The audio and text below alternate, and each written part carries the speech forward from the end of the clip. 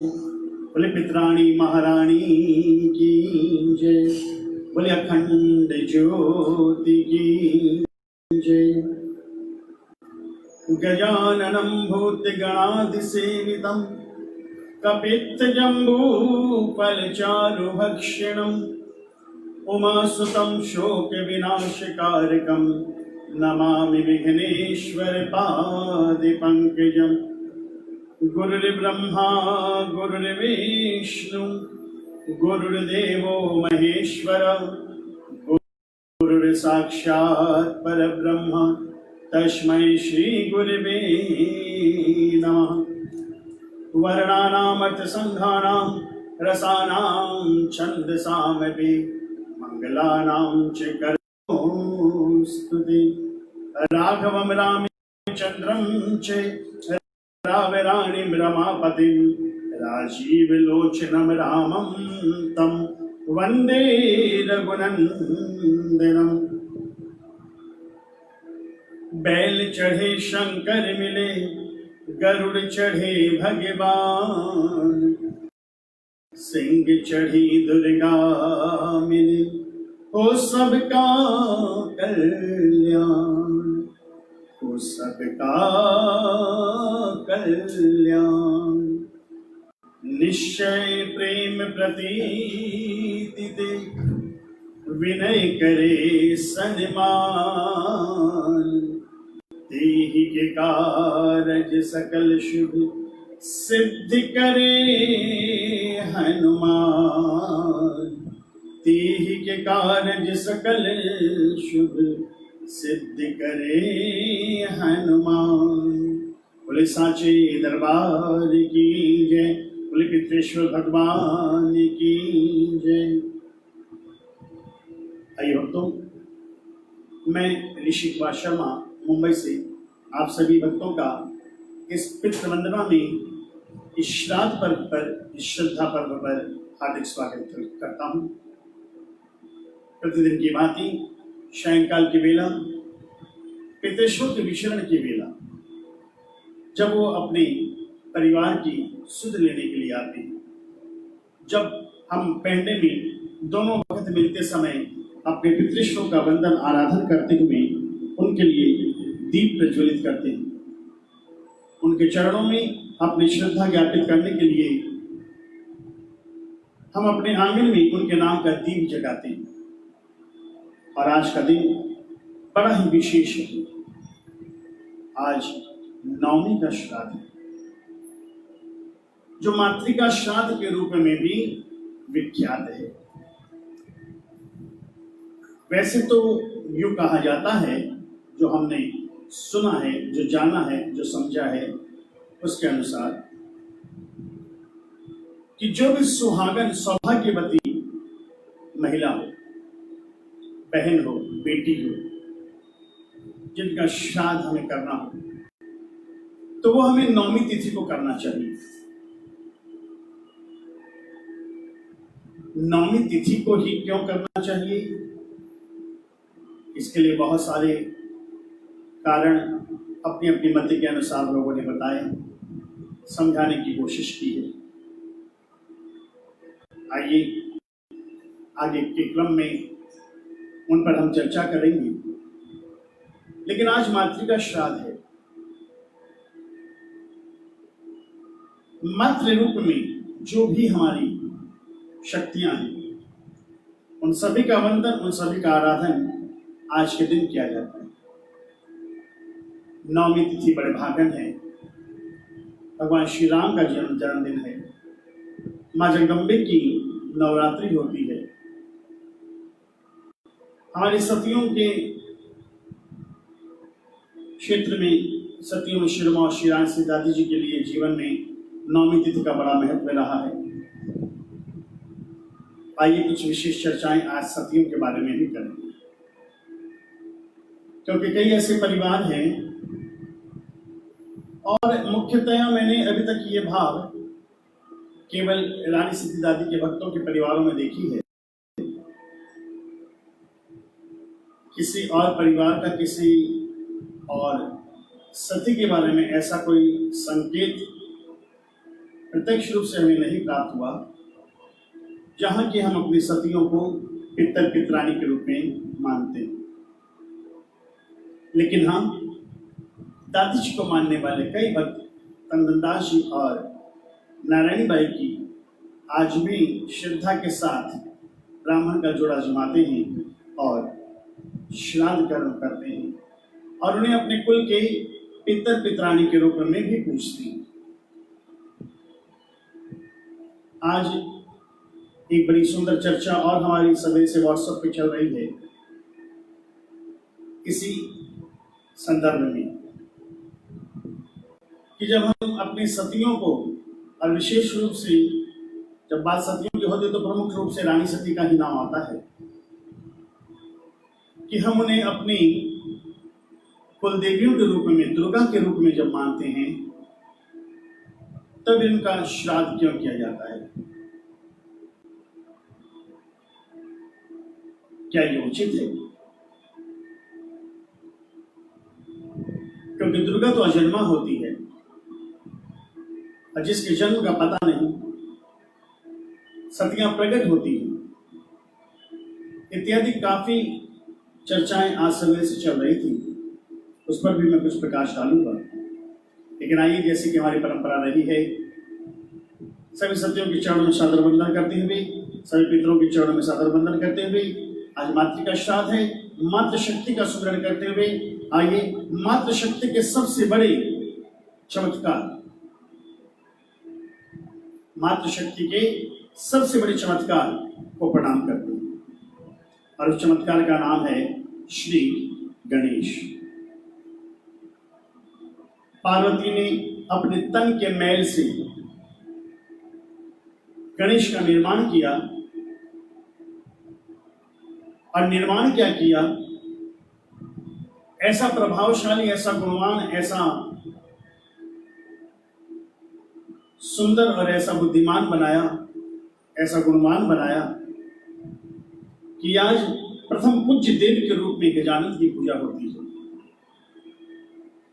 तो ये समय रहा तो इस विषय में भी कुछ दो शब्द आपके साथ साझा करेंगे, लेकिन उससे पहले आज हम अपने गौरी नंदन को मनाते हुए आज के प्रसंग में प्रवेश करने जा रहे हैं। बोलिए सांचे दरबार की जय।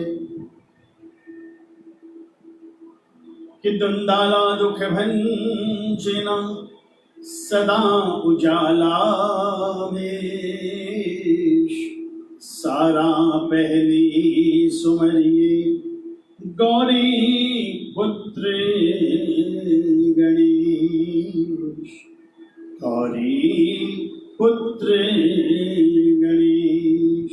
गजानंद महाराज की जय। हे गणदायक, हे गणनायक, मंगलदायक, करो विघ्न सब दूर, शरण तेरी आए हैं। हे गणनायक, मंगलदायक, करो विघ्न सब दूर, शरण तेरी आए हैं। शरण तेरी आए हैं, शरण तेरी आए हैं। हे गणनायक, मंगलदायक, करो विघ्न सब दूर, शरण तेरी आए हैं। हे गणनायक, मंगलदायक, करो विघ्न सब दूर, शरण तेरी आए हैं, शरण तेरी आए हैं। रणत भवन गढ़वास करो, रित सिद्ध रो भंडार भरो। रणत भवन गढ़वास करो, रित सिद्ध रो भंडार भरो। प्रथम याचना था सुकरा, अटक्या कारज सिद्ध करो। प्रथम याचना था शुकरा, अटक्या कारज सिद्ध करो। शिव योगी के कुंवर लाडले, शिव योगी के कुंवर लाडले, आशा हमारी पूर्ण गजानन आ जाओ। हे गणनायक, मंगलदायक, करो विघ्न सब दूर, शरण तेरी आए हैं। हे गणनायक, मंगलदायक, करो विघ्न सब दूर, शरण तेरी आए हैं, शरण शरण तेरी आए हैं। मूसक वाहन है थारा, सोंड निराली सोहत है। मूषक वाहन है थारा, सोंड निराली सोहत है। ऐसो रूप अनूप तेरो, देखत ही मन मोहत है। ऐसो रूप अनूप तेरो, देखत ही मन मोहत है। बल बुद्धि में सब देवन का, बल बुद्धि में सब देवन का, किया मान मद चूर शरण तेरी आए हैं। गणनायक मंगलदायक, करो विघ्न सब दूर शरण तेरी आए हैं। शरण तेरी आए हैं, शरण तेरी आए हैं। शेष शारदा हार गए, गान सके यश गान तेरो। शेष शारदा हार गए, गान सके यश गान तेरो।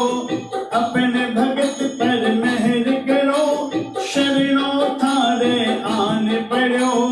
अपने भगत पर मेहर करो, शरणे थारे आन पड़ो। सुर नर किन्नर भरे हाजिरी, सुर नर किन्नर भरे हाजिरी, दर्शन देवो हजूर शरण तेरी आए हैं। गणनायक मंगलदायक, करो विघ्न सब दूर शरण तेरी आए हैं। गणनायक मंगलदायक, करो विघ्न सब दूर शरण तेरी आए हैं। शरण तेरी आए हैं, शरण तेरी आए हैं। हे गणनायक मंगलदायक, करो विघ्न सब दूर शरण तेरी आए हैं। शरण तेरी आए हैं, शरण तेरी आए हैं, शरण तेरी आए हैं।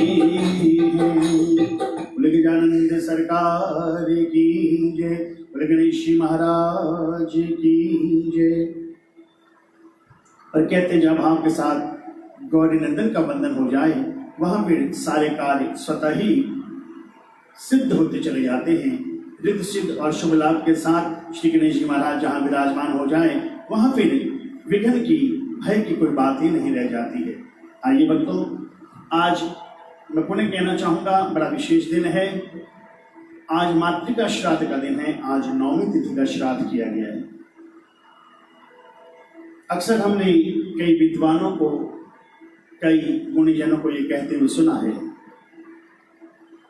कि सुहागन नारी चाहे जब उनका देह त्याग हो, उनकी चाहे जो तिथि हो, लेकिन उन्हें 9वीं के दिन श्रद्धा अर्पित करनी चाहिए, उनका श्राद्ध करना चाहिए। कारण क्या रहा है इसकी स्पष्टता मुझे नहीं प्राप्त हुई, लेकिन जहां तक मैं समझता हूं, 9 का अंक पूर्ण होता है। 9वीं तिथि पूर्ण होती है मेरी मत के अनुसार। 9वीं को हम भाव और श्रद्धा के साथ शक्ति का आवाहन करते हैं, जो सृष्टि की रचना की सबसे बड़ी सहभागी है। हो सकता है इसी कारण 9वीं तिथि को उन सभी सौभाग्यवतियों को अपनी श्रद्धा अर्पण करने का मन कभी किसी ने बनाया हो, और वह परंपरा आज तक चली आ रही है। लेकिन पिछले दिनों के कई आख्यानों में, व्याख्यानों में और कई चर्चाओं में, कई विवेचनाओं में, कई वीडियोज में, कई पठन की सामग्री में हमने भिन्न भिन्न मत देखे। श्राद्ध कर्म में एक तो विधान होता है और एक लोकाचार होता है। व्यक्ति जहां जिस गांव में जिस प्रांत में जैसे रहता है, मैं समझता हूं अपनी उपलब्धता के अनुसार उसने अपने नियम बना लिए, अपना एक जिसे हम कहते हैं सिस्टम बना लिए।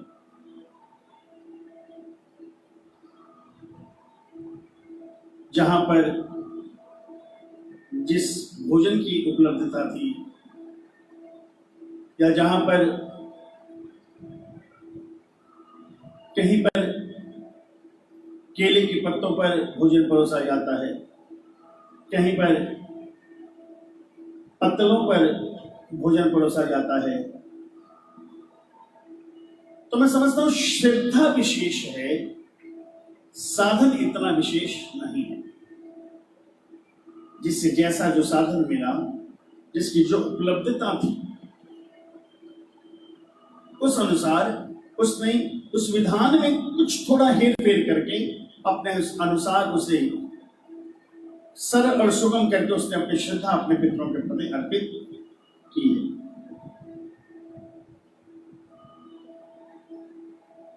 इसी बारे में मिष्ठान के बारे में भी है, जो जिस प्रांत में रहता है वैसा ही मिष्ठान अपने पितरों को अर्पित करता है। अधिकतर परिवारों में खीर इत्यादि का विशेष रूप से भोजन कराया जाता है, और एकादशी में जो कि चावल की मनाही है, तो अधिकतर लोग लड्डू वगैरह बना करके अपने पितरों को भोग अर्पित करते हैं। तो यही कुछ समझ में आया कि श्रद्धा की विशेषता है, साधन उसमें सहायक होता है। जब हम अपने पितरों को तर्पण करते हैं, उनका श्राद्ध करते हैं, उन्हें भोग अर्पण करते हैं। तो आइए, आज 9वीं तिथि है। वैसे तो देखिए, पितृ एक शब्द है जो हम अपने बुजुर्गों को, अपने दिवंगतों को प्रदान करते हैं, लेकिन लोकाचार के अनुसार जब किसी महिला के बारे में उद्बोधन करते हैं तो हम उन्हें पिताजी न कह करके पितरानी जी कह देते हैं। तो चूंकि आज 9वीं है, मातृका श्राद्ध है, तो आज हम भी हमारे पितृश्रियों को, हमारी जो मातृ शक्ति है, उन्हें पितरानी के नाम से संबोधित करते हुए ये प्यारा सा भाव उनके चरणों में अर्पित कर रहा हूं। बोले पितरानी महारानी की जय। तो आइए, घर परिवार की बागडोर हमेशा से एक महिला के हाथ में रही। घर गृहस्थी की बागडोर वही संभालती है। ताइए इसी प्यारे भाव के साथ हम अपने मातृशक्ति को वंदन करते हैं और यही कहते हुए बोली सांचे दरबार की जय।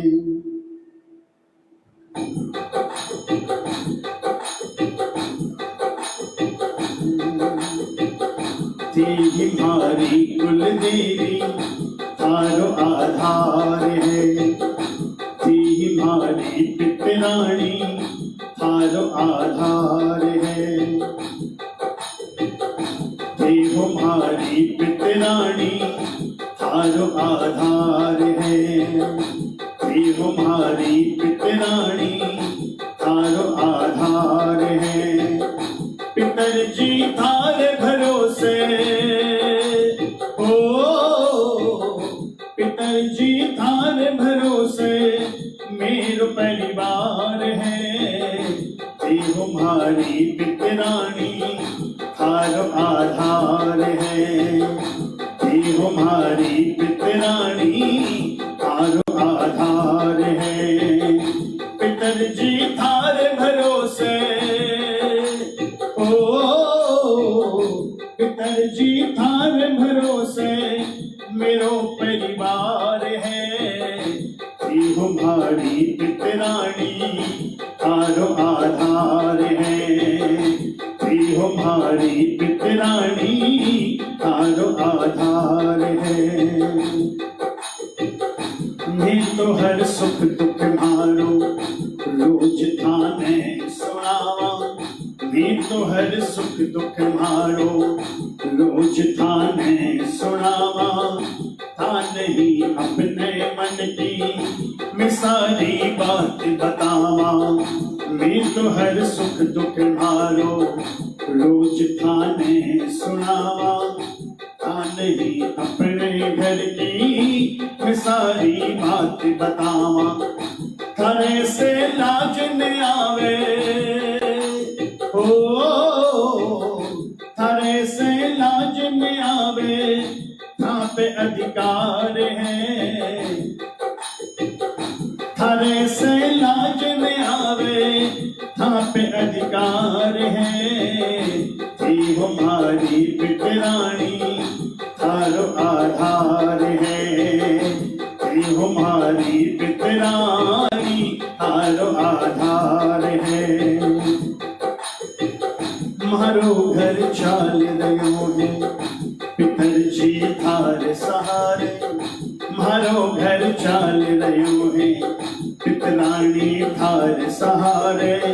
नींद मिली वासुत की चिंता सब लागी थारे। मारो घर चाल रहो है पितर जी थार सहारे। नींद मिली वासुत की चिंता सब थारे लागे। पूरो परिवार यो मेरो ओ, पूरो परिवार यो मेरो थारो कर्जदार है। पूरो परिवार यो मेरो थारो कर्जदार है। तेरी मारी पितरानी थारो आधार है। थे हमारी पितरानी थारो आधार है। कृपा थे करती रही जो थारे परिवार पर। कृपा थे करती रही जो हमारे परिवार पर। ध्यान थे हरदम रखियो हमारे घर बार पर। कृपा थे करती रही जो थारे परिवार पर। ध्यान थे हरदम रखियो थारे घर बार पर। थारे से पवन की अर्जी ओ, थारे से भगत की अर्जी यही बार बार है। थारे से भगत की अर्जी यही बार बार है। थे हमारी कुल देवी थारो आधार है। थे हमारी पितरानी थारो आधार है। पितर जी थारे भरोसे ओ, पितर जी थारे भरोसे मेरो परिवार है। तेरी मारी पितरानी थारो आधार है। तेरी मारी पितरानी थारो आधार है।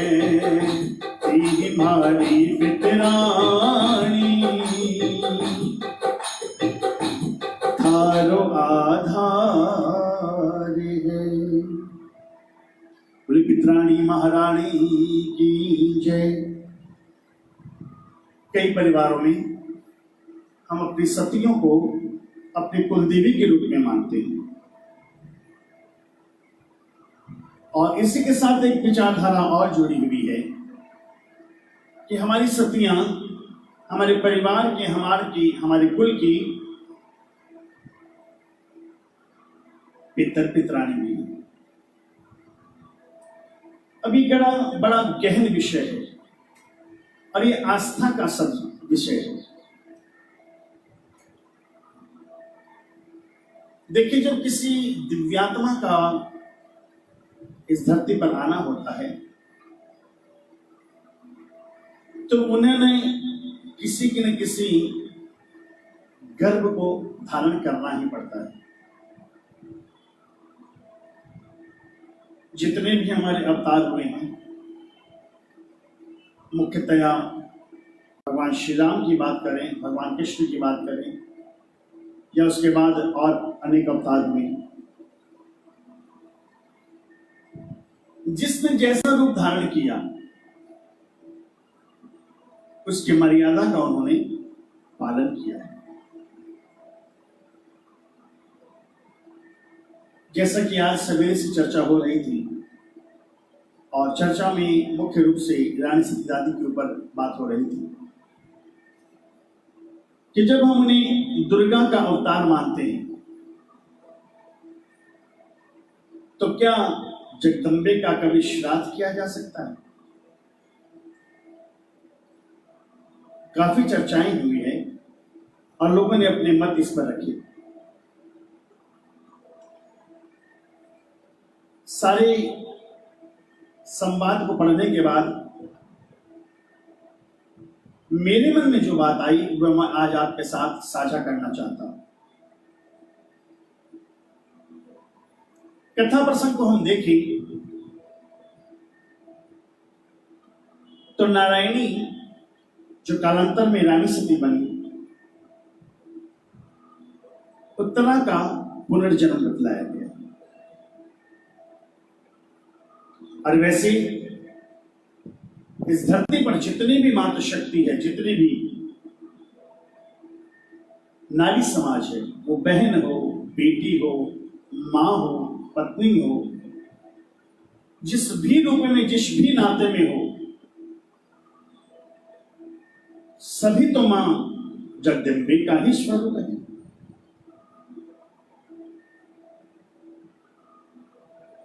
जगत व्यवहार के लिए हो सकता है कि हमारा उनसे जो नाता इस लौकिक रूप में हो, हम उनसे उनका संबोधन करें, लेकिन जिन्हें हम नहीं जानते उनसे कभी कोई संबोधन करना पड़े तो क्या कहते हैं?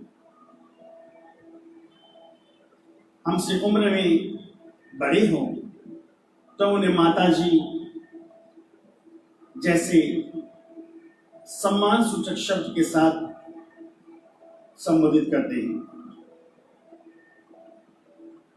कहीं हम उम्र हो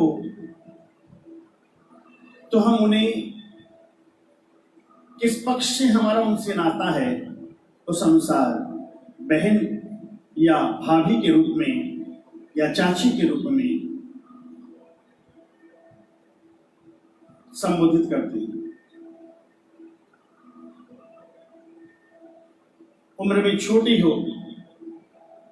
तो बहन, और अधिक छोटी हो तो उसे बेटी कह करके संबोधित करते हैं। लेकिन सारी मातृ शक्ति तो उसी जगदम्बे का अंश अवतार है।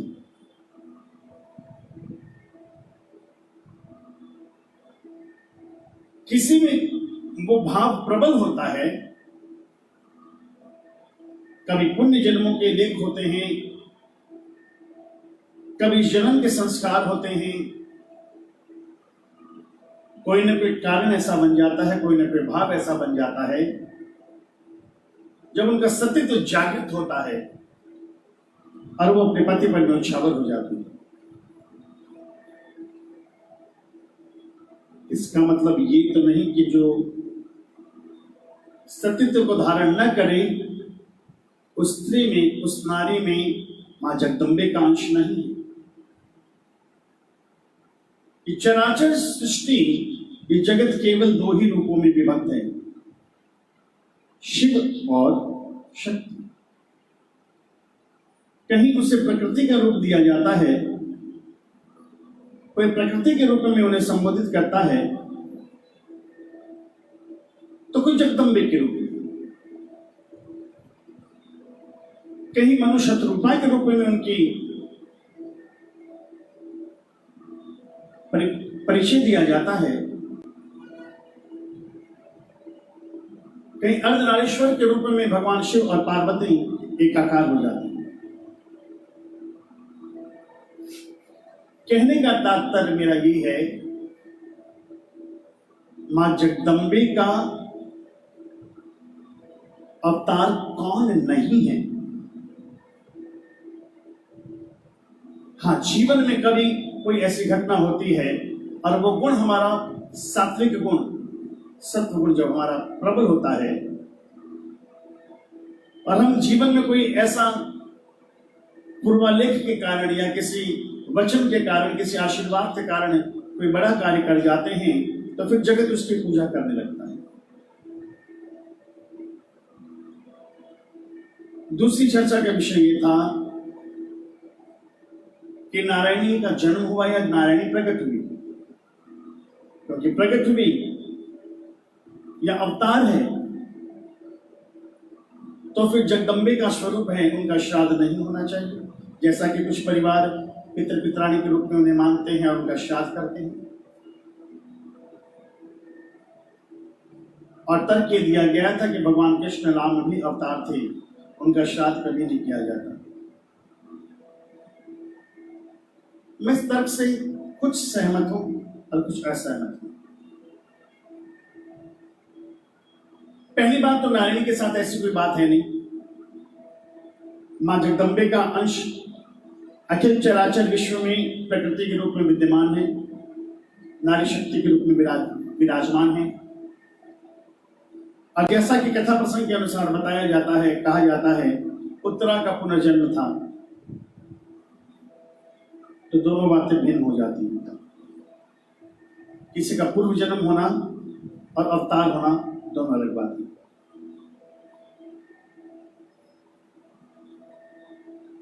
जब तथ्य इस बात पर आया कि अवतार और जन्म की बात,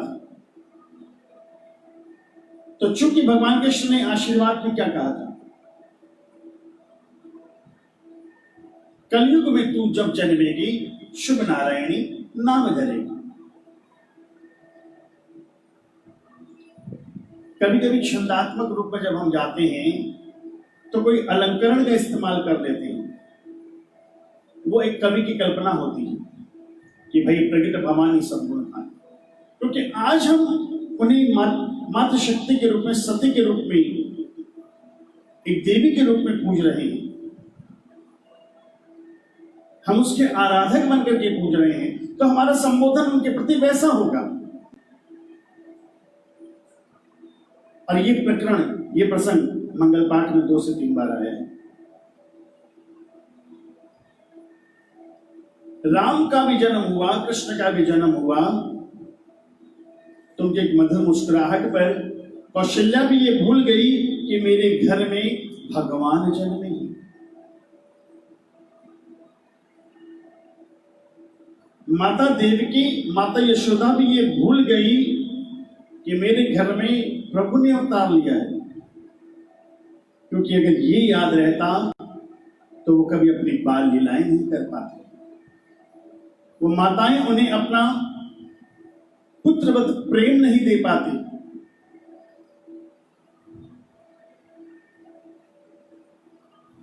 नारी के क्षेत्र में भी यही हुआ। भगवान कृष्ण ने आशीर्वाद देते हुए सत्यनारायण के रूप में एक वस्तु तब कही भगवान प्रभु ने जब कहा, महाभारत सब कथा सुनाई, जन्मेगी कन्या घर आई। प्रभु ने बताया था, लेकिन आशीर्वाद में, उस मातृत्व के चाव में, भाई प्रकट कृपाला चतुर्भुज रूप में प्रभु प्रकट हुए, लेकिन अंत में रोदन था, बालक बने हैं। तो इसलिए मैं समझता हूं कि मेरी मति के अनुसार अपनी अधूरी अभिलाषा को पूरा करने के लिए, अपने जीवन के उद्देश्य को पूरा करने के लिए उत्तरा का उन्हें जन्म हुआ है। और जब कोई विभूति होती है, कोई जीवन में बड़ा कार्य कर जाता है, कई बार ऐसे होता है कोई संत होता है, बहुत बड़े काम कर जाता है, लोग कहते हैं ये फला फला अवतार हुआ। अवतार कैसे हुआ? उसने भी किसी मां की गर्भ में 9 महीने बिताए हैं। इसलिए मेरी मति के अनुसार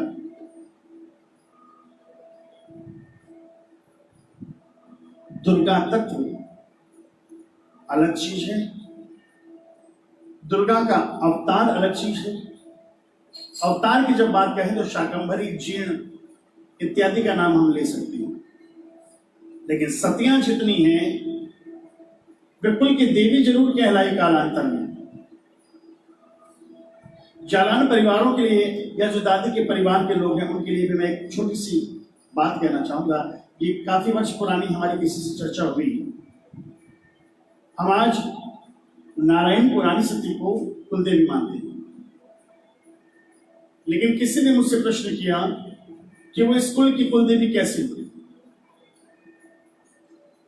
कुलदेवी तो वो होगी ना जिसे जालीराम जी पूजा करते थे। विवाह के बाद नारायणी जब अपने ससुराल में आई और उन्होंने जिन अपने परिवार के कुल देवी देवताओं को पूजा, कुलदेवी तो वो हुई। ये हमारे कुल की सतियां हैं। और चूंकि देह धारण किया है तो देह के सारे कानून, सारे नियम उन पर लागू पड़ते हैं। इसलिए यदि उनके निज के कुछ परिवार, वैसे तो हमारे पंडित जी ने एक बात की, जब उनसे बातचीत हुई उन्होंने बताया कि श्राद्ध इत्यादि कर्मों में 3 पीढ़ियों तक ग्राह्य है। 3 पीढ़ियों तक का श्राद्ध एक व्यक्ति कर सकता है, उसके बाद की आवश्यकता नहीं है।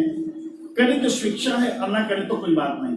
तो इसमें भी मेरा एक छोटा सा तर्क है। हो सकता है किसी को अच्छा लगे, किसी को बुरा लगे, क्योंकि मैं अपनी बात कह रहा हूं, अपनी मति के अनुसार जो समझ रहा हूं, अपना स्पष्टीकरण दे रहा हूं, कुछ बातों को समझने और समझाने की कोशिश कर रहा हूं। मान लीजिए कि आज हम अपने परिवारों में 3 पीढ़ियों तक का श्राद्ध कर्म बड़े प्रेम से, चाव से, भाव से करते हैं। मैं समझता हूं कई बहुत कम परिवार होंगे जो 3 पीढ़ियों तक करते होंगे, लेकिन जो आज तमधन नारायणी का श्राद्ध करते हैं, बड़े चाव से करते हैं, बड़े भाव से करते हैं, करना भी चाहिए। श्रद्धा में कभी कोई कमी नहीं रखनी चाहिए। लेकिन जब तार्किक दृष्टि से देखते हैं, जब तर्क अलग बात है, भाव अलग बात है। मैंने कल परसों भी कहा था कि भाव अलग बात है, विधान अलग बात है, दोनों में, लेकिन दोनों का समावेश होने से ही कार्य पूरा होता है। केवल विधान समझ के काम किया तब भी वो सफल नहीं होगा, और केवल भावना में आकर के किया तो विधान अधूरा रह जाएगा, तब भी पूरा नहीं होगा। तो मेरे मन में ये बात आई कि अधिकतर 3 पीढ़ियों तक के हम श्राद्ध करते हैं, उसके बाद ऊपर की पीढ़ी के हम अक्सर नहीं करते हैं। लेकिन अगर हम तमधन नारायणी का करते हैं तो उनके बाद जो पीढ़ियां होंगी उनको क्यों हम छोड़ देते हैं? फिर हमें उनका भी करना चाहिए। एक का किया, दूसरे का छोड़ दिया, फिर तीसरे का किया, फिर चौथे का छोड़ दिया। मेरी मति का ये प्रश्न है, कोई बुरा नहीं ले इस बात को। जो चर्चाएं हुई वो मैं आपके साथ में रख रहा हूं, मेरा कोई लेना देना नहीं है इस विषय से। मैं केवल दादी को जानता हूं, दादी को मानता हूं, उनके आगे पीछे की कथाओं से मुझे कोई लेना देना नहीं। मुझे उनके चरित्र में आनंद आता है। तो जब बात तर्क पर आती है, डिस्कशंस होते हैं, तब ऐसे प्रश्न भी उठाए जाते हैं। तो पहली बात, मां दुर्गा की अवतार थी? नहीं, मेरी मति नहीं मानती। हाँ, अंश दुर्गा का सब में है। जो साहित्य, जो पुस्तक जिसे हम शिरोधार्य करते हैं, जिसे हम मानते हैं, उसके अनुसार ये कथा इसकी अनुमति नहीं देती। रही बात श्राद्ध करने की, नारायणी को, तमधनदास को पितर पितानी के रूप में मानने की, तो हाँ, उस परिवार विशेष के लिए, उस कुल विशेष के लिए, क्योंकि उन्होंने वहां पर वो देह धारण की थी। चलिए, हम नारायणी को अगर अजन्मा मान भी ले, एक व्यक्ति ने तर्क दिया कि उनका एक नाम अजन्मा भी है। जब देवी बन जाती है तो उनके स्तुति गान में ये सारे अलंकरण और ये सारे नाम उन्हें दिए जा सकते हैं। अगर हम नारायणी को अजन्मा मानते हैं तो नारायणी तमधनदास के पीछे सती हुई है, तो क्या तमधनदास भी अजन्मा थी? तो एक अजन्मा का एक यूनिट के साथ विवाह कैसे? मैं नहीं जाना चाहता इस तर्क में, मुझे जाना भी नहीं है। केवल बात पर बात मैंने कही है, इसलिए आप सभी सज्जनों से, गुणीजनों से मैं क्षमा प्रार्थी हूँ अगर मेरी बात आपको बुरी लगी हो। किसी ने तर्क किया इसलिए मैं तर्क कर रहा हूँ, अन्यथा मुझे इसमें कोई इंटरेस्ट नहीं है। आप अपने परिवारों में धन नारायण को पितृ पित्राणी के रूप में मानते हैं। होता है कभी कभी कोई पितृश्वर इतने प्रबल होते हैं, उनका देवत्व इतना प्रबल होता है कि वो युगों तक याद किए जाते हैं, वो युगों तक अपने परिवार की रक्षा करते हैं, वो युगों तक अपने परिवार का पोषण करते हैं, उनका भार उठाते हैं, उनके जीवन में अपना अनुग्रह प्रदान करते हैं। वो पितृश्वर शताब्दियों तक याद रखे जाते हैं। तो आज अगर वो परिवार विशेष रूप से जो अपने आप को उनका वंशज मानते हैं और उनकी महानता, उनके त्याग, उनके बलिदान पर उन्हें स्मरण करते हुए श्राद्ध पक्ष में अगर अपनी भावना उनके चरण में अर्पित करते हैं, तो मैं समझता हूं उसमें कोई बुराई नहीं है। मैं तो कहूंगा कि जो नहीं करते वो भी इस कार्य को करें, ये मेरी पर्सनल राय। हो सकता है विधान शास्त्र कुछ और कहते हो, लेकिन मैंने अपनी मंदमति से जो समझा, अपने भाव उसमें जोड़े, तो मेरे अनुसार वो आप सभी को करना चाहिए।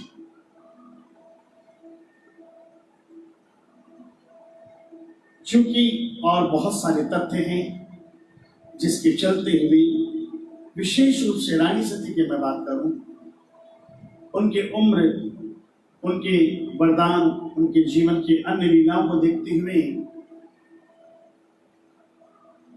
उनका सत्य सर्वोपरि साबित होता है, इसलिए उन सतियों में शिरमौर कहा गया।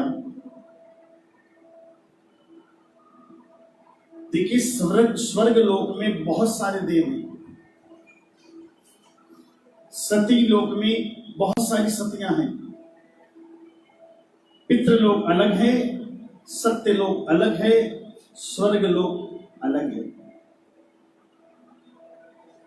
सतियां सत्य लोक में विराजमान होती हैं। व्यक्ति अपने कर्मों के अनुसार अपनी गतियां प्राप्त करता है। मानव देह धारण की जब ये देह छूटती है तो प्रेत की संज्ञा दी जाती है, उसके बाद उन्हें पितृश्वरों की संज्ञा दी जाती है। और जब तक वो पितृश्वरों के रूप में अपने कर्मों का हिसाब किताब पूरा नहीं कर लेते या उनकी गति निर्धारित नहीं हो जाती, तब तक उनके परिवार, उनके प्रियजन उन्हें श्रद्धा के रूप में, श्राद्ध के रूप में जो अर्पित करते हैं, केवल वही उन्हें मिलता है। एक बार जब उनके कर्मों के अनुसार उनकी गति निर्धारित हो जाती है कि उन्हें देवलोक में जाना है या सत्य लोक में जाना है या ब्रह्म लोक में जाना है, तब जाकर के वो इस जीवन से, इस भूमंडल से उनका नाता टूटता है और तब वो मुक्त होकर के, वो उनकी मुक्ति कहलाती है। तब फिर उन्हें किसी भाग्य की आवश्यकता नहीं रह जाती। लेकिन जब तक वो पितृ हैं, जो आप उन्हें श्रद्धा के साथ समर्पित करेंगे, केवल केवल और केवल वही उन्हें प्राप्त होगा। तो आइए कुछ जो संदर्भ जुड़े उसके अनुसार, मेरी मति के अनुसार, ये सब्जेक्ट काफी दिनों से लोगों का बड़ा डिस्कशन चल रहा था। मैंने आज के लिए रोक करके रखा था कि आप सभी के बीच में इस बात को मैं रखूं, और हो सकता है कहीं मेरी गलती हो, मेरी समझ में कमी हो, मेरा अनुभव कम हो, मैंने अपने भावों से अपनी बात कही है। किसी गुणीजन को अगर इसे संशोधन करना है, मुझे मार्गदर्शित करना है, तो निश्चय ही मुझे कॉल भी करें या मैसेज करें। और कहीं कोई बात बुरी लगी तो उसके लिए क्षमा प्रार्थी हूँ। मेरी भावना किसी को आहत करना नहीं है, मेरी भावना पितृश्वरों के प्रति अपनी श्रद्धा ज्ञापित करना है। तो कई लोगों के प्रश्न कि सतियां हैं, पितृ पित्राणी कैसे हैं, इत्यादि इत्यादि प्रश्न आते रहते थे। तो जो मेरी समझ से मैं समझ पाया, मैंने आपके सामने रखा। आइए अब एक प्यारा सा भाव, काफी चर्चा हुई, अब एक श्री रानी सती मंदिर में झुंझुनू धाम में भी अलग से पितरों का स्थान है। जी मैं इसके बारे में बताऊंगा, इस बारे में भी काफी चर्चा हुई है। बाहर जब निकलते हैं दर्शन करके 12 मिनट के बाहर 3 पितृश्वरों का आला है, स्थान है, उसके बारे में मैं आपसे चर्चा करूंगा। लेकिन एक पहले भजन सुनाने का मन है। आइए एक प्यारा सा भाव। अपने पितृश्वर के चरणों में रखते हुए बोले सांचे दरबार की जय, बोले पितृश्वर भगवान की जय। पितरेश्वर है नाम तुम्हारा जीवन का आधार, पितरेश्वर है नाम तुम्हारा जीवन का आधार, नाम रटते जाएंगे तुम्हारे गुण गाएंगे, नाम रटते जाएंगे तुम्हारे गुण गाएंगे। पितरेश्वर है नाम तुम्हारा जीवन का आधार, पितरेश्वर है नाम तुम्हारा जीवन का आधार, नाम रटते जाएंगे तुम्हारे गुण गाएंगे, नाम रटते जाएंगे तुम्हारे गुण गाएंगे। देखी है हमने नाम की महिमा, देखी है हमने नाम की महिमा, सुमिरन से इनके होता करिश्मा, सुमिरन से इनके होता करिश्मा, दुख के बादल छटकर होते खुशियों की बरसात, दुख के बादल छटकर होते खुशियों की बरसात, नाम रटते जाएंगे तुम्हारे गुण गाएंगे, नाम रटते जाएंगे तुम्हारे गुण गाएंगे।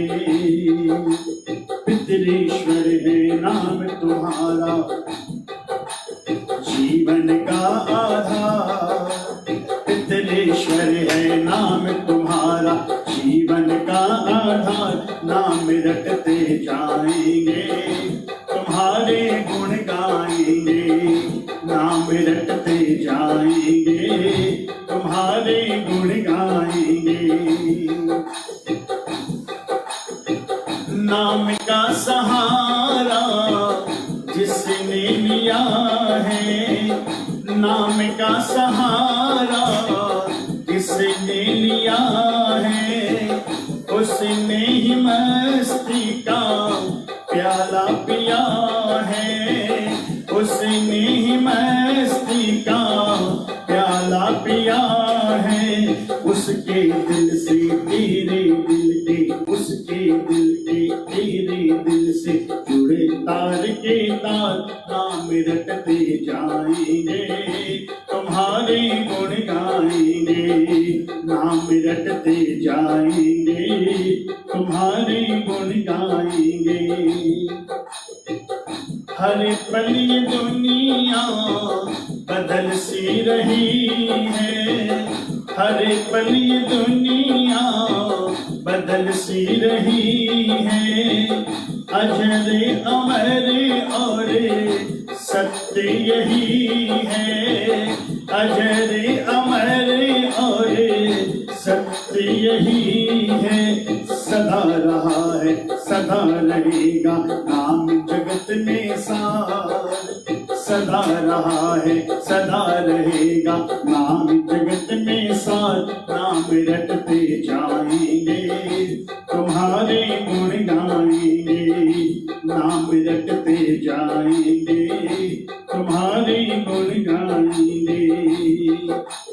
पितरेश्वर है नाम तुम्हारा जीवन का आधार, पितरेश्वर है नाम तुम्हारा जीवन का आधार, नाम रटते जाएंगे तुम्हारे गुण गाएंगे, नाम रटते जाएंगे तुम्हारे गुण गाएंगे, नाम रटते जाएंगे तुम्हारे गुण गाएंगे, नाम रटते जाएंगे तुम्हारे गुण गाएंगे। बोले पितर जी महाराज की जय। नाम रटते जाएंगे तुम्हारे गुण गाएंगे। दुनिया के तर्क से हमें कोई लेना न देना, केवल कुछ चर्चाएं हुई थी, वही मैंने आपके सामने रखी। एक प्रश्न और आया कि बाहर पितरों के 3 मंड बने हुए हैं। कई लोगों की अपनी अपनी सुझाव था, सलाह थी, मत था। कोई कहता है एक गुरसामल जी का, एक धनदास जी का और एक जालीराम जी का 3 रूप में उन्हें पूजा जाता है।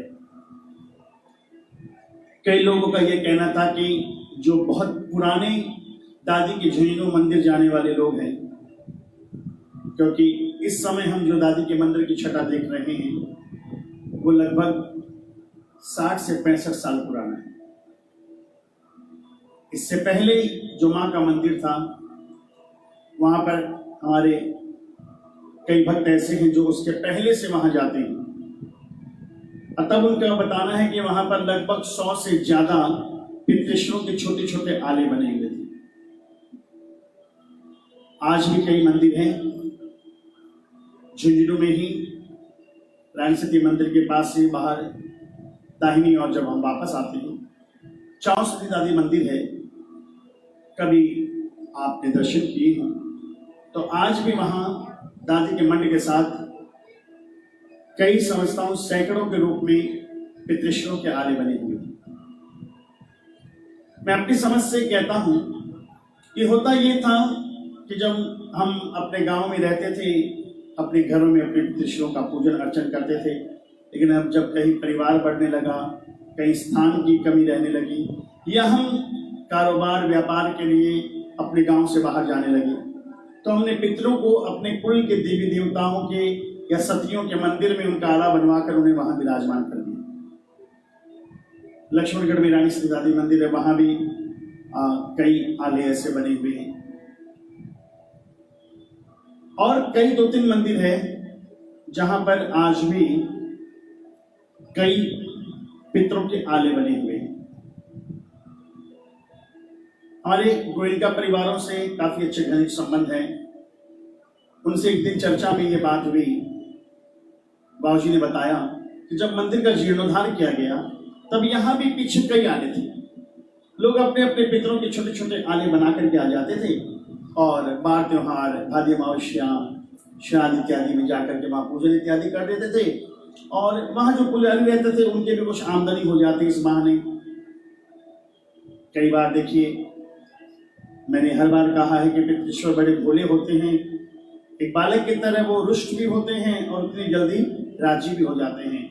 तो कई बार लोग ये सोच करके कि कहीं कोई गलती न हो जाए, अपवित्रता न रह जाए, इसलिए आज भी कई जगह हमने देखा है कि विवाह इत्यादि में घर के जोशी जी हमारे देवों को लेकर के आते हैं। वो काठ के बने हुए देव होते हैं, कहीं चांदी के बने हुए होते हैं। तो हमने अपनी जिम्मेदारी साझा की कि भाई हमसे गलती हो जाए, हमारे जोशी जी संभाल लें। हमारे पितरों के मंड को हमने हमारी सतियों के मंदिर में या कहीं देवालय में उन्हें विराजमान कर दिया। तो सुबह शाम आरती पूजन वंदन होता रहेगा।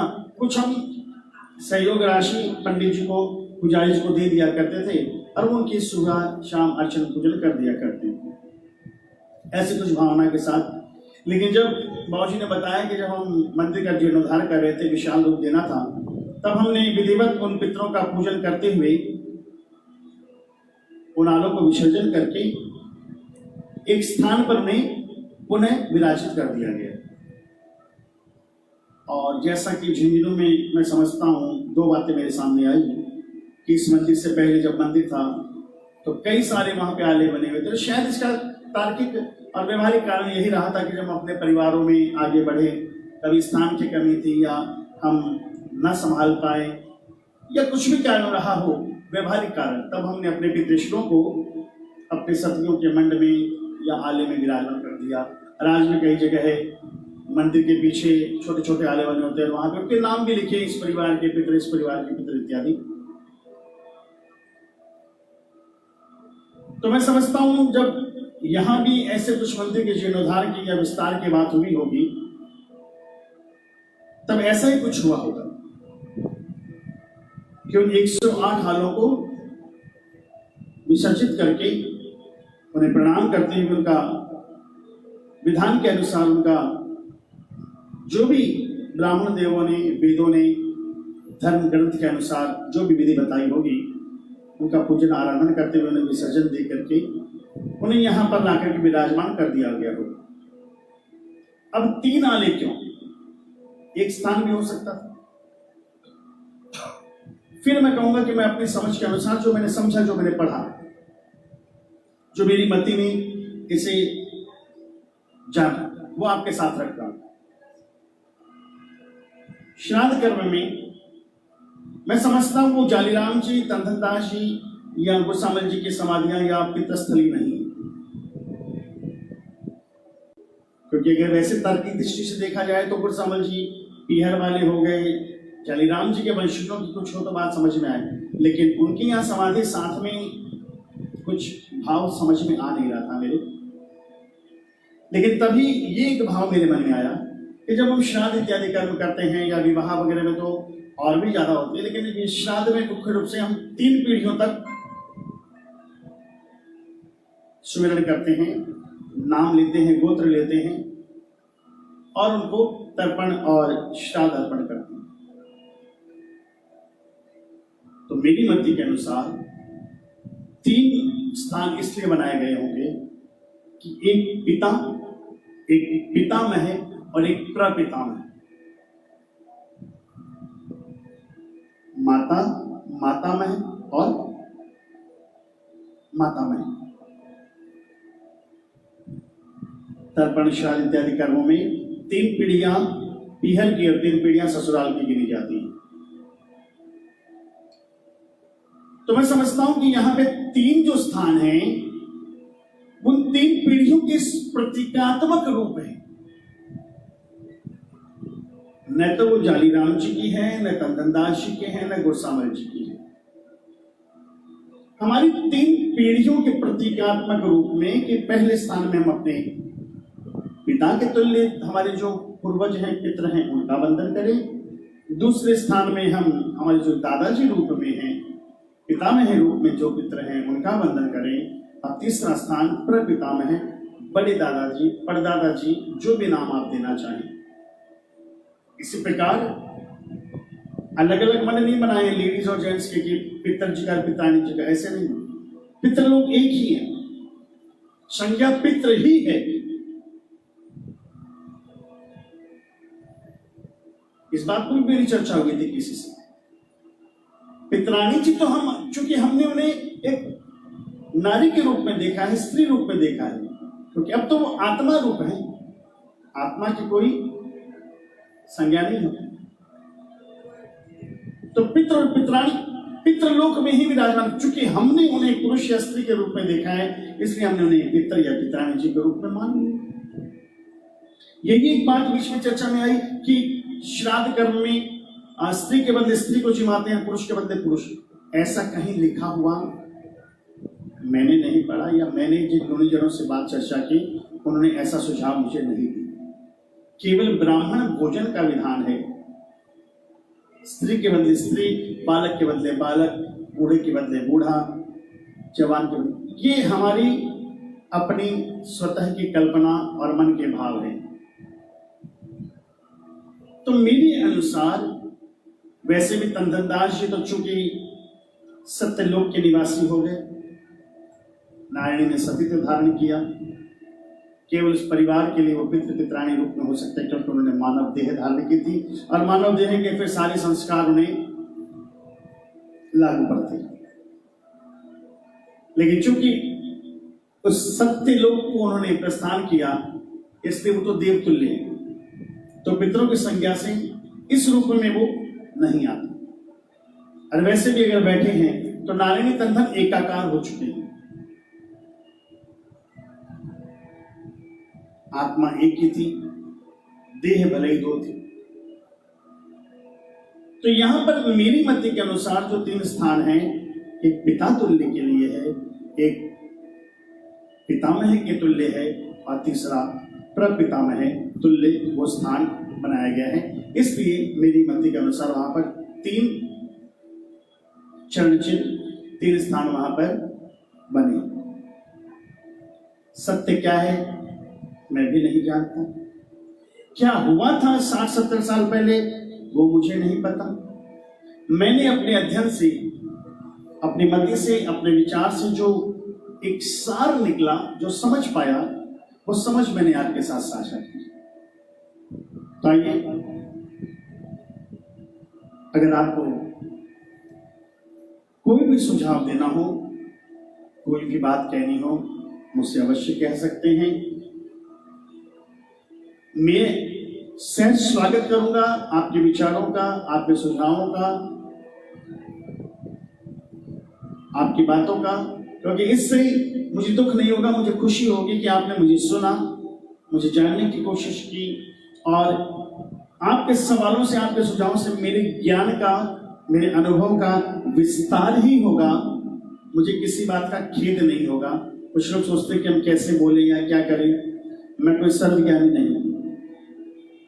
मैं जो समझ रहा हूं, मुझे जो लग रहा है, वो मैं अपने कुछ मित्रों से, कुछ गुरुजनों से, कुछ गुरुजनों से, कुछ पुस्तकों से, यहाँ वहाँ जो मुझे मिल रहा है वो मैं आपके पास प्रस्तुत कर रहा हूँ। ताकि आज नवमी है ना, तो और चूंकि हम दादी को पितृ पितरानी रूप में भी जानते हैं, मानते हैं, तो एक छोटा सा प्यारा सा भाव पितृषों के चरणों में और एक छोटा सा भाव मातृश्री के चरणों में रखते हुए मैं आज के सत्र को विराम दूंगा। बोली सांचे दरबार की जय। कि तेरे बार लगा है पितरों का, कैसी ये सुहानी बेला है। तेरे बार लगा है पितरों का, कैसी ये सुहानी बेला है। कैसी ये सुहानी बेला है, कैसी ये सुहानी बेला है। दरबार लगा है पितरों का, कैसी ये सुहानी बेला है। दरबार लगा है पितरों का, कैसी ये सुहानी बेला है।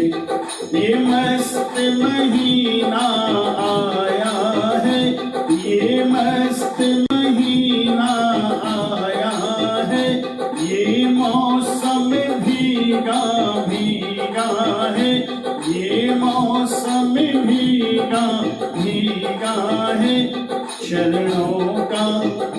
चरणों का अमृत पीना है, कैसी ये सुहानी बेला है। दरबार लगा है पितरों का, कैसी ये सुहानी बेला है। हमारी पितरानी जी आई है, हमारी पितरानी जी आई है। आंखों में ममता लाई है, आंखों में ममता लाई है। भक्तों में, बालकों में मस्ती छाई है, कैसी ये सुहानी बेला है।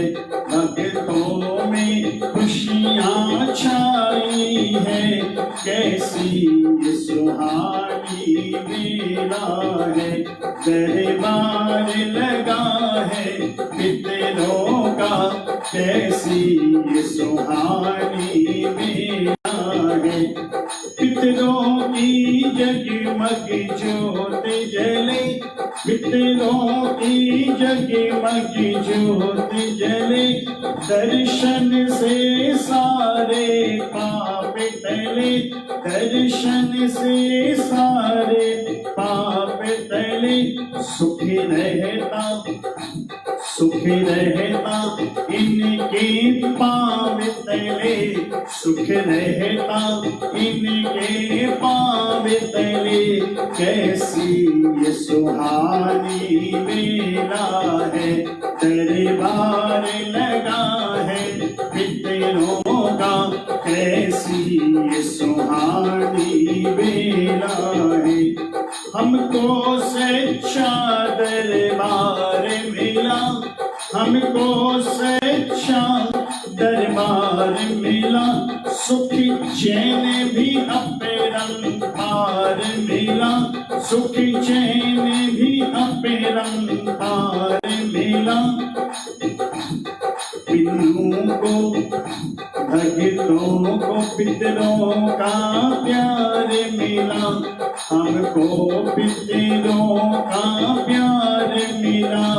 कैसी ये सुहानी बेला है, हमको पितरों का प्यार मिला। कैसी ये सुहानी बेला है। कोई नाच रया कोई गाए रया, कोई नाच रया कोई गाए रया, कोई मन ही मन हर्षाए रया, कोई मन ही मन हर्षाए रया। कोई जय जय कोई जय जयकार लगाए रया। कैसी ये सुहानी बेला है, कोई जय जयकार लगाए रया। कैसी ये सुहानी बेला है।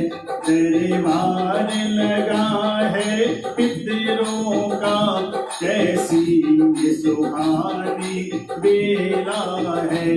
दरबार लगा है पितरों का, कैसी ये सुहानी बेला है। कैसी ये सुहानी बेला है, कैसी ये सुहानी बेला।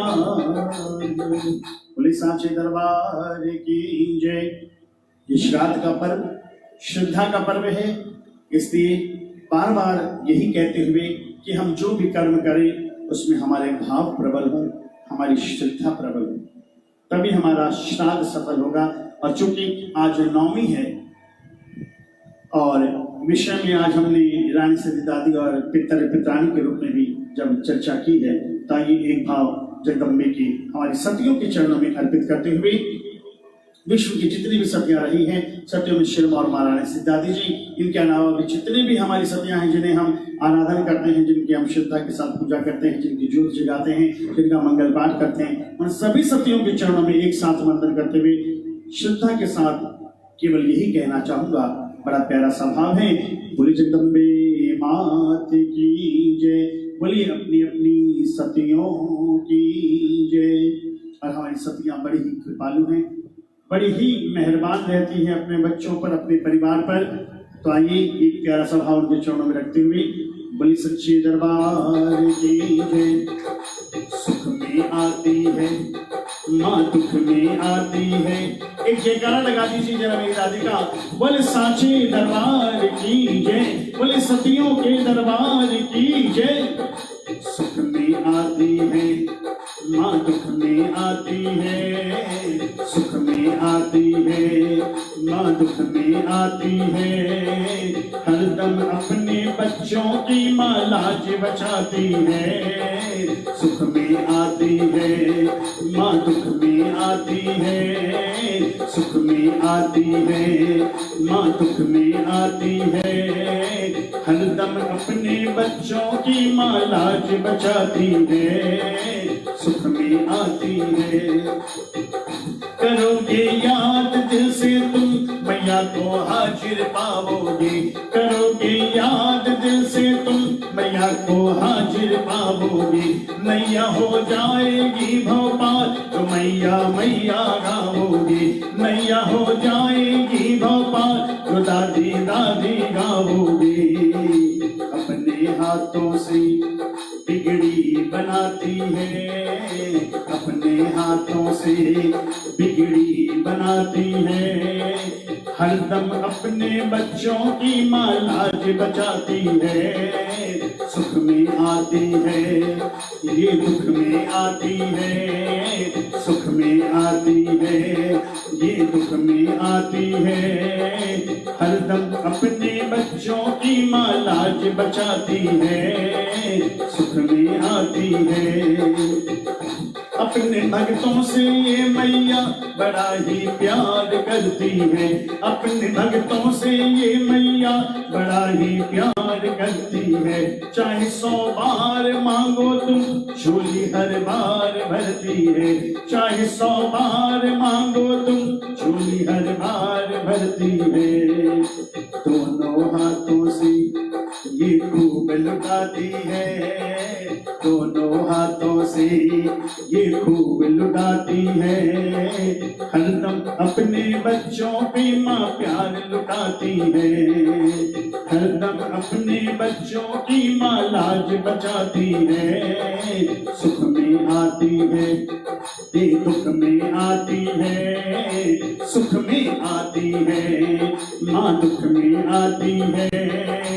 हरदम अपने बच्चों की माँ लाज बचाती है। सुख में आती है। और हमारे पास जो कुछ है तुम्हारी है मेहरबानी। हमारे पास जो कुछ है तुम्हारी है मेहरबानी। हमेशा भेजती रहती कभी दाना कभी पानी। हमेशा भेजती रहती कभी दाना कभी पानी। बोले माँ सब कुछ दे जाती है। बिन बोले ही माँ सब कुछ दे जाती है। हरदम अपने बच्चों की माँ लाज बचाती है। सुख में आती है माँ दुख में आती है। सुख में आती है माँ दुख में आती है। हरदम अपने भक्तों की माँ लाज बचाती है। सुख में आती है। जो बोलोगे मैया मैया जो बोलोगे मैया मैया ये बेटा बेटा बोलेगी। जो बोलोगे मैया मैया ये बेटा बेटा बोलेगी। प्रेम से दोनों हाथों से अपनी गोदी में ले लेगी। प्रेम से दोनों हाथों से अपनी गोदी में ले लेगी। शाम कहे सबको गले लगाती है। शाम कहे सबको माँ गले लगाती है। हरदम अपने भक्तों की माँ लाज बचाती है। हरदम अपने बच्चों की माँ लाज बचाती है। सुख में आती है माँ दुख में आती है। सुख में आती है माँ दुख में आती है। सुख में आती है माँ दुख में आती है। सुख में आती है माँ दुख में आती है। हरदम अपने बच्चों की माँ लाज बचाती है। हरदम अपने बच्चों की माँ लाज बचाती है। हरदम अपने बच्चों की माँ लाज बचाती है। अपने हाथों से ये बिगड़ी बनाती है। अपने हाथों से ये बिगड़ी बनाती है। हरदम अपने बच्चों की माँ लाज बचाती है। हरदम अपने भक्तों की माँ लाज बचाती है। हरदम अपने बच्चों की माँ लाज बचाती है। जो बोलोगे मैया मैया ये बेटा बेटा बोलेगी। प्रेम से दोनों हाथों से अपनी गोदी में ले लेगी। शाम कहे सबको ये गले लगाती है। शाम कहे सबको ये गले लगाती है। हरदम अपने बच्चों की माँ लाज बचाती है। सुख में आती है माँ दुख में आती है। हरदम अपने बच्चों की माँ लाज बचाती है। बोले सांची दरबार की जय। बोले पित्राणी महारानी की जय।